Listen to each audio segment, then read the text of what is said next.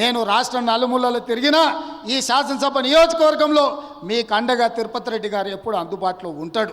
మీకు ఏ కష్టం వచ్చినా, ఏ సందర్భం వచ్చినా, ఏ పదవి ఉన్నా లేకపోయినా మీకోసం ఎప్పటికప్పుడు ఎవరికి ఏ కష్టం వచ్చినా, ఏ ఇంట్లో పెళ్ళున్నా, ఏ ఇంట్లో ఏ ఇబ్బంది ఉన్నా మా సోదరుడు మీకు అండగా నిలబడ్డాడు.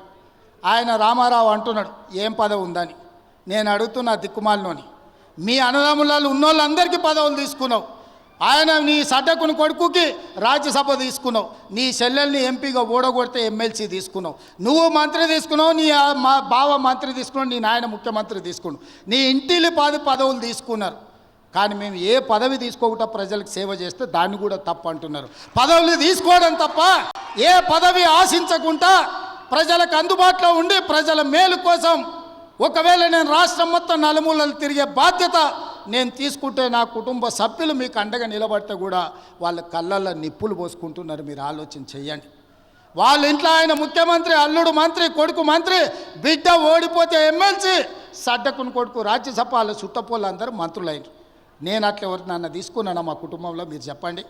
ఏ పదవి లేకుండా నిస్వార్థంగా మీకు పనిచేస్తుంటే కేసీఆర్ కుటుంబం తప్పు పడుతుంది. అట్లెట్లా చేస్తారా మీరు? ఏ పదవి తీసుకోకుండా మేము చూడు ఎన్ని తీసుకున్నామో ఎంత దోసుకున్నామో చూడమంటారు. మీలాంటి పదవులు తీసుకోనికే దోసుకోనికే మేము పోటీ పడం చంద్రశేఖరరావు. మా విధానం అది కాదు. మమ్మల్ని నమ్మిన ప్రజలకు అండగా నిలబడి, వాళ్ళ కష్టం వస్తే కష్టాలలో వాళ్ళ తోడుగా నిలబడి, వాళ్ళ కోసం కొట్లాడి, వాళ్ళ కోసం రక్తం చిందించే నాయకత్వం మాది. మిమ్మల్ని నమ్ముకున్న వాళ్ళని మోసం చేసి దోసుకునే నీతి మీది. మీకు మాకు తేడా ఉంది. మేము మీలాక కాదు. నేను నికార్సుగా నిక్కచ్చిగా చెప్తున్నా, మీలాక పదవులు కొల్లగొట్టడానికి, రాష్ట్రాన్ని దోసుకోవడానికి నా కుటుంబం లేదు. నా కుటుంబం నాకు మీరు ఆశీర్వదించే అవకాశం ఇచ్చినందుకు మీకు అండగా నిలబడాలని సమయం ఇస్తున్నారు.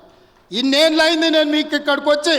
ఈడున్న వాళ్ళందరూ నన్ను వ్యతిరేకించేటోళ్ళు రాజకీయంగా కూడా నియోజకవర్గంలో ఎవరి దగ్గరైనా ఒక్క రూపాయి ఎప్పుడైనా ముట్టుకున్నానా? మీరు చెప్పండి.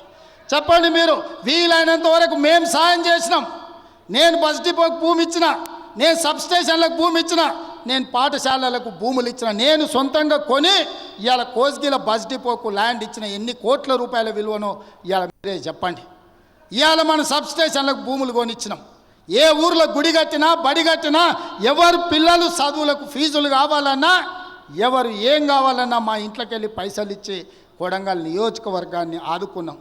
పోయిన 5 ఏళ్లలో ఒక ఆయన ఈడ ఉండే ఏం వసూలు చేసిండో మీకు తెలుసు కదా. ఎంతమందిని ముంచిండో మీకు తెలుసు కదా. నేను చెప్పాల్సిన అవసరం ఉందా? ఇవాళ వాళ్ళలాగా మనం దోసుకుంటలేమని వాళ్ళ కడుపులో మంటలేస్తుందట. అందుకే నిన్న మన మనోళ్ళందరూ కడుపు మంటకు మందు పంపించారు, కొంచెం దాగి పండుకోరని.